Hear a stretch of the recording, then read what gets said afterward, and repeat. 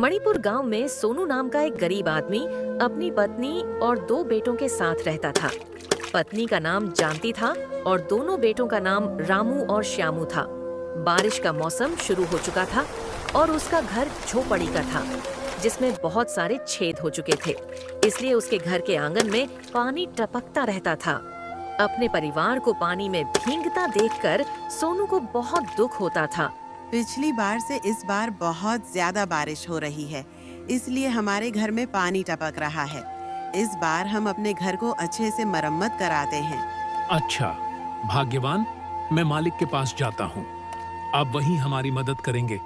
अगर वह पैसे दे देते हैं तो मैं छत की मरम्मत करवा दूंगा। अपनी पत्नी को सारी बात कहकर मालिक के पास गया। प्रणाम मालिक, आपकी सहायता की जरूरत है। मुझे कुछ पैसे उधार चाहिए था, क्योंकि मैं अपने घर की मरम्मत करवा सकूं। सोनू, तुम तो जानते ही हो आजकल कितनी महंगाई हो चुकी है और बहुत तंगी चल रही है, इसीलिए हम तुम्हें पैसे नहीं दे सकते हैं। सोनू सारी बात सुनकर मायूस हो जाता है और वह वापस अपने घर की ओर चला जाता है और जानकी से कहता है, क्या बोलूं, भाग्यवान मालिक ने पैसे देने से मना कर दिया है और मेरा काम भी छूट गया है और कोई काम पर भी नहीं रख रहा है जिससे अपने घर की मरम्मत करवा सकूं। अब हमें क्या करना होगा? तुम्हें तो काम भी नहीं मिल रही है और घर में एक भी अनाज नहीं है। तुम परेशान ना हो, मैं कल कहीं ना कहीं काम ढूंढ लूंगा और इस बार छत की मरम्मत भी करवा दूंगा। अगले दिन सोनू काम की तलाश में बाजार चला जाता है और उसकी नजर एक गौशाला पर पड़ी। वहाँ पर सोनू काम मांगने लगा, पर कोई जगह नहीं बचा था। बाजार के हर कोने कोने पर काम मांगने के लिए गया, पर उसे काम नहीं मिला और मायूस होकर बैठ गया और बोलने लगा, अब तो शाम हो चुकी है, अभी तक हमें कोई भी काम नहीं मिला। मैं जानकी को क्या बोलूंगा? तब सोनू मायूस होकर घर की ओर चला जाता है और जानकी से कहता है, मैं हर जगह काम ढूंढा, लेकिन काम कहीं नहीं मिला और घर में राशन भी खत्म हो गई है। मैं क्या करूं? तुम मोहन भैया के घर चलो, वह जरूर हमारी मदद करेंगे, हमें पूरा विश्वास है। सोनू और जानकी दोनों मोहन के घर चले जाते हैं और मोहन से कहते हैं, मोहन भाई, कुछ पैसे उधार दे सकते हो क्या? हमारे पास घर चलाने के लिए पैसे नहीं है और अपने घर के छत की मरम्मत कराने के लिए कुछ पैसे चाहिए था। आप तो जानते हो बारिश कितनी तेजी से हो रही है, जिसके कारण हमारे घर में पानी टपकता रहता है। आप पैसे देते तो हमें कुछ मेहरबानी होती। तुम्हारी परेशानी समझ में आती है सोनू, पर मेरे पास भी पैसे नहीं है। तुम तो जानते हो ना, आज के तारीख में कितना महंगाई हो चुकी है। मैं तुम्हारी मदद नहीं कर सकता। अगर मेरे पास पैसे होते तो तुम्हारी मदद जरूर करता, पर हमें बहुत दुख है कि तुम्हारी मदद हम नहीं कर सकते क्योंकि मेरे पास पैसे नहीं है। सोनू और जानकी भारी मन से टूटे हुए सपनों और गहरी चिंता के साथ घर की ओर लौट आए। तभी दरवाजे पर मोहन का एक दोस्त आया और वह बोला, कौन था मोहन भाई? अरे, मेरा पुराना दोस्त सोनू था। उसने हमसे पैसे उधार मांगा, लेकिन हमने साफ मना कर दिया। लेकिन सोनू भैया तो आपके बहुत अच्छे दोस्त हैं ना, तो आपने ऐसा क्यों किया? आपकी हर एक मुश्किल वक्त में सोनू भैया ने मदद किया है ना, फिर आपने पैसे क्यों नहीं दिए? अरे भाई, मैं कोई करोड़पति नहीं हूं कि हर किसी को मदद करता फिरूं। चलो मान लो, अगर हमने उधार पैसे दे भी दिया तो उस पैसे को कैसे लौटा पाएगा? अब तो उसकी नौकरी भी चली गई है। मुझे लगता है कि आपको ऐसा नहीं करना चाहिए था, क्योंकि बेचारे की नौकरी भी चली गई है और उसके पास पैसे भी नहीं है।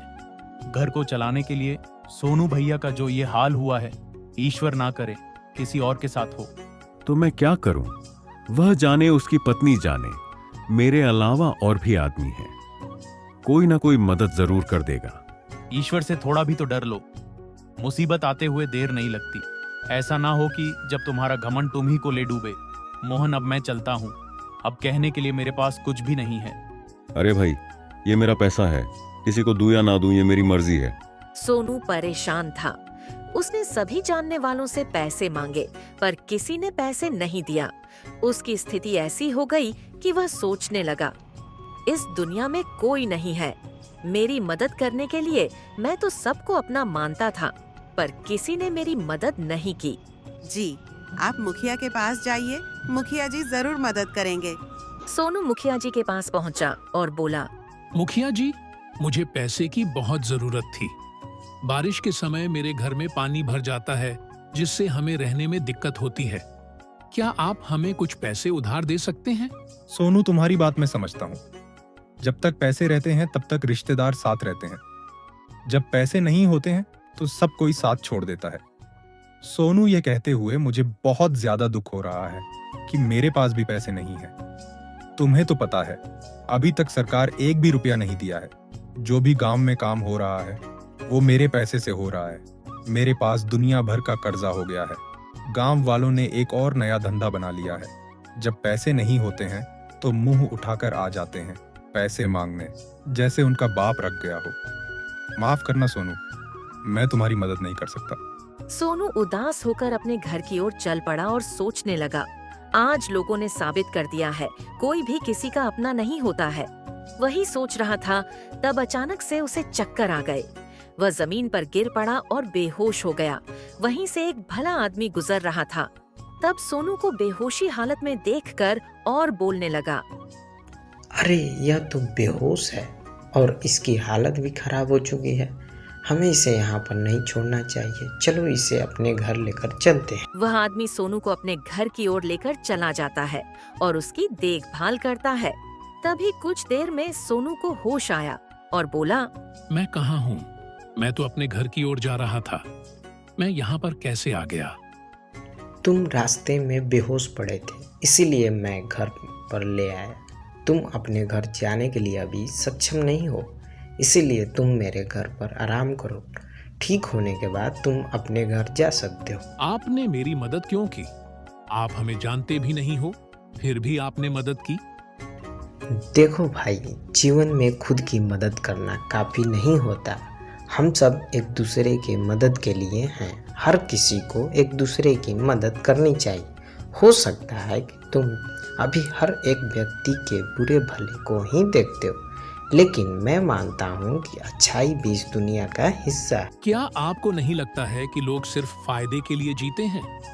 कुछ लोग दूसरों की परवाह भी नहीं करना चाहते। कोई जिए या मरे, उन लोगों को फर्क भी नहीं पड़ता है। हाँ, कुछ लोग ऐसे भी होते हैं जो किसी का परवाह भी नहीं करते, लेकिन कुछ लोग अच्छे भी होते हैं। अच्छा ये बताओ, तुम बेहोश कैसे हो गए थे? क्या बोलूं भाई साहब, आप तो देख रहे हैं, बारिश का मौसम आ चुका है। मेरा घर झोपड़ी का है, जिसमें पानी टपकता रहता है, जिसको मरम्मत कराने के लिए पैसे नहीं है और खाने के लिए भी नहीं है। तो हम अपने दोस्तों के पास गए और मुखिया के पास भी गए, लेकिन किसी ने हमारी मदद नहीं की। अभी मेरे पास एक भी रुपया नहीं है जिससे मेरा घर चले, और बारिश में मेरे झोपड़ी में पानी टपक रहा है, जिससे हमें रहने में भी परेशानी हो रही है। तुम तो काफी मुश्किल में हो, लेकिन तुम चिंता मत करो। यह कुछ पैसे लो और घर जाओ और घर की मरम्मत करवा लेना और कुछ खा भी लेना, ठीक है? और अपने परिवार के लिए कुछ गर्म कपड़े भी खरीद लेना, और कुछ पैसे बचे तो इससे कुछ कारोबार शुरू कर लेना, और कुछ समय बाद तुम्हारे पास पैसे हो जाएंगे तो तुम लौटा देना। भाई, तुम्हें किस तरह से शुक्रिया बोलूं? आपने एक अनजान व्यक्ति को इतनी सारी मदद की, इसका एहसान मैं जिंदगी भर नहीं भूलूंगा। सोनू जल्दी से घर जाता है और घर की मरम्मत करा देता है। कुछ दिन ऐसे ही बीत जाते हैं, लेकिन एक दिन जानकी सोनू से कहती है, आपने यह नहीं बताया कि आपके पास इतने सारे पैसे कहाँ से आए। मैं बहुत ही परेशान हो रही हूँ। हमें बताइए कि आप इतने सारे पैसे कहाँ से लाए हैं। क्या बोलूं भाग्यवान, ये पैसे एक आदमी ने दिए थे जिसे मैं नहीं जानता था। वह अनजान होने के बावजूद भी उसने मेरी मदद की। जब मैं शाम को घर लौट रहा था, तब मैं जंगल में बेहोश हो गया था। तब उसी ने अपने घर पर लेकर गया और मेरी देखभाल की, और उसी ने मुझे पैसे दिए और कहा, अपने घर की मरम्मत अच्छे से करवा देना, और जो पैसा बचे उससे एक छोटा सा कारोबार चालू कर लेना। मैं सोच रहा हूं कि कौन सा कारोबार चालू करूं। मुझे कुछ समझ में नहीं आ रहा है। तुम सही कहते हो। वह आदमी भगवान से कम नहीं था जिसने हम लोगों की इतनी सारी मदद की। ऐसा करते हैं, हम लोग एक छोटी सी दुकान खोलेंगे और उसी दुकान में चाय समोसे बेचेंगे। तुम तो जानते हो, मैं कितनी अच्छी चाय और समोसे बनाती हूँ। सोनू जल्दी से बाजार जाता है और चाय और समोसे की सामग्री लेकर आता है और अगले दिन से ही चाय समोसे बेचना शुरू कर देता है। वाह, क्या खुशबू है समोसे का सोनू भाई। तुम तो समोसे का दुकान चालू कर दिए। चलो एक समोसा खिलाओ तो देखो कितना स्वादिष्ट है। हाँ, क्यों नहीं काका। यह लीजिए, एक समोसा और खाकर बताइए कि कैसा बना है। जैसे ही वह आदमी समोसे खाता है, वह खाता ही रह जाता है। इतना स्वादिष्ट समोसा उसने जीवन में पहली बार खाया है। उसे इतना स्वादिष्ट समोसे लगता है कि वह काफी समोसे खा जाता है। अरे वाह, इतना ज्यादा स्वादिष्ट समोसा है। अरे भाई, इस समोसे में तुमने क्या मिला दिया कि इतना ज्यादा अच्छा लगा खाने में कि पेट तो भर गया लेकिन मन नहीं भरा समोसे खाकर। कुछ ही दिनों में सोनू की चाय और समोसे फेमस हो जाती है। उसके दुकान पर दूर दूर से लोग आते हैं और चाय समोसे खा कर जाते हैं। ये बात मुखिया के कानों में पड़ती है तो वह सोनू के दुकान पर समोसे चाय पीने के लिए आ जाता है। अरे वाह सोनू, तुम्हारे चाय और समोसे तो बहुत ज्यादा फेमस हो गए हैं। गांव में तुम्हारे चाय और समोसे के बारे में ही बात चलती रहती है। सब प्रभु का देन है। उसके घर में देर है लेकिन अंधेर नहीं। अरे सोनू, बातें तो बड़ी बड़ी करता है। चल हमें भी 2 समोसे खिला दे और चाय भी पिला दे। देखूं तो तुम्हारे समोसे और चाय में कितना दम है। हाँ हाँ, क्यों नहीं मुखिया जी, अभी आपको मैं देता हूँ। वाह सोनू, सच में तुम्हारे समोसे और चाय का स्वाद बढ़िया है।